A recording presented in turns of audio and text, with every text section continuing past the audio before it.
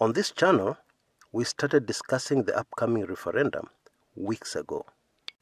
And now those who keep track of the mainstream media will notice that the word referendum is starting to make an appearance. Yeah. Now in our continued effort of trying to stay well ahead of the pack, the rest of the political analysis pack, I want us to take a closer look at what we should expect in this referendum and the major changes which are going to be proposed. I assure you that is going to be very interesting. Okay? And we'll start that discussion right away, immediately after this short commercial break. Yeah, don't go away. Kenya inchi yangu, Kenya inchi yangu iliyo uhuru. Inchi iliyo uhuru, toka sasa mpaka milele. Kenya inchi yangu, Kenya inchi yangu naishelea. Katika maisha na nguvu zangu zote, Kenya inchi yetu, Kenya inchi yetu ya kibinadamu. Twaichelea inchi yetu maridadi yenye upole.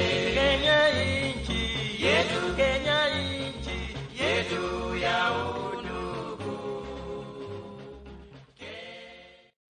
Welcome back.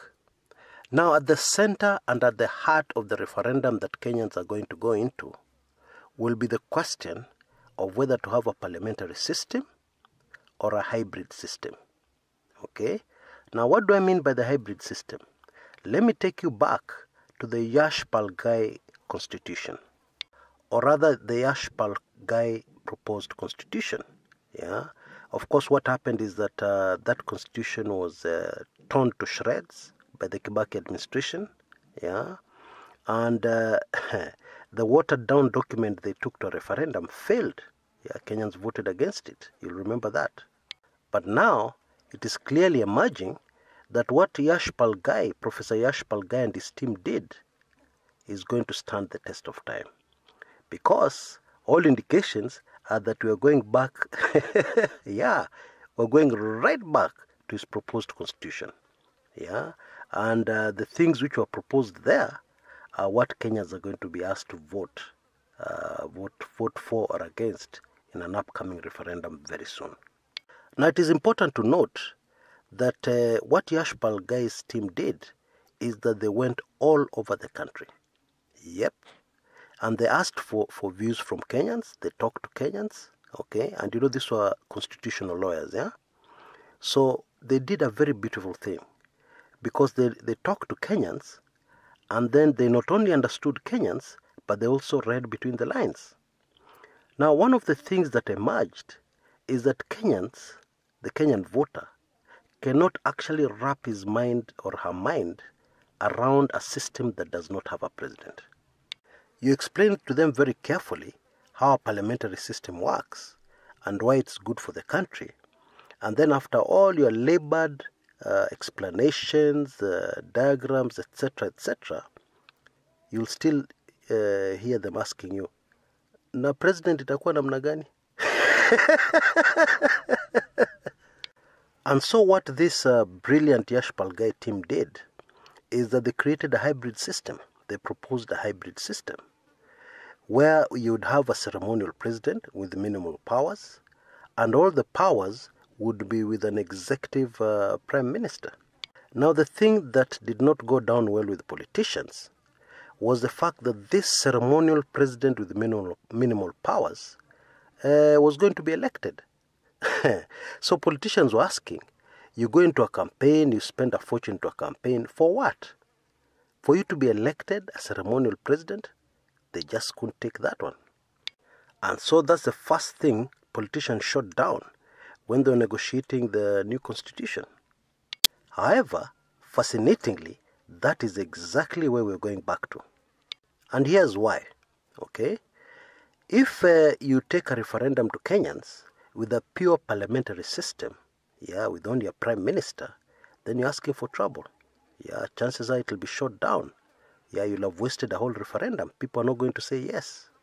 However, if you clothe the whole thing in such a way that you have a powerful executive prime minister, and then you have a ceremonial president, maybe throw in a bit of power, yeah, into that president, make sure that he's a national unifying factor, that there will never ever be a situation where you will be reduced into a tribal person, yeah, a person who looks for clusters of tribes to support him so that he remains in power, yeah. If you do that, then that particular proposal will sail through any referendum in Kenya. And so chances are very high that that is exactly what's going to happen. We're going to end up with a system where we'll have both a prime minister and a president. Now, ever since I started the Kumekucha blog, this has been a subject which has been very close to my heart. Indeed, I've always been saying that Kenyans deserve a parliamentary system, that only a parliamentary system can serve tribal Kenya. Indeed, it is the reason why I penned the very popular book, Dark Secrets of the Kenyan Presidency. Yeah, because what I wanted was to portray the evil that has been committed in this country because of that office. Now, some people have read this book for the first time in recent times, and what they've told me is that, hey, Chris, you're a prophet. You predicted this thing a long time ago. Now, why have they been telling me this? They've been telling me this because everything that has gone wrong with the Uhuru Kenyatta presidency has to do with this issue.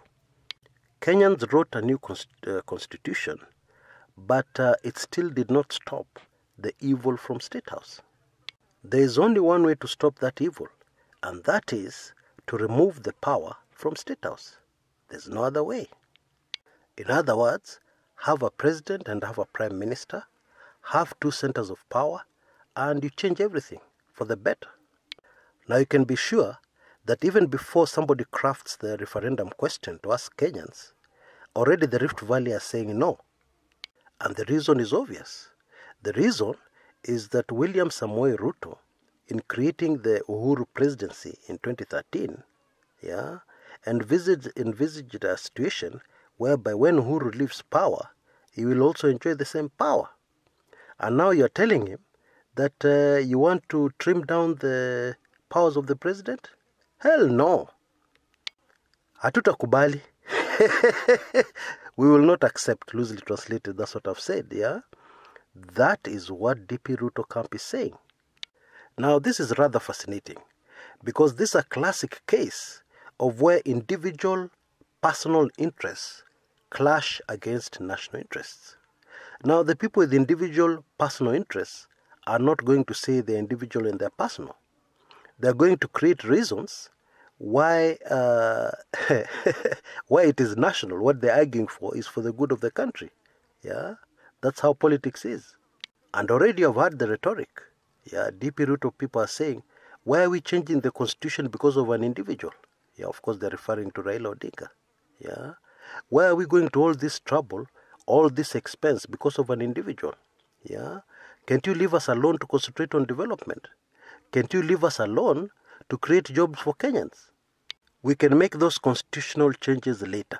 Yeah, what they actually mean is that you can make changes after I leave office. DP Ruto, that is. Now, in my humble view, DP William Ruto is fighting a losing battle. If I were him, I would re-strategize. I would go back to the drawing boards and decide what I want. Whether I want to be a powerful executive prime minister or whether I want to be a partially powerful but mainly a ceremonial president. That would be the right play, yeah. But fighting against the good of the vast majority of increasingly enlightened Kenyans is a losing battle. It's a battle you can never win. Until next time, this is Chris Kumekucha.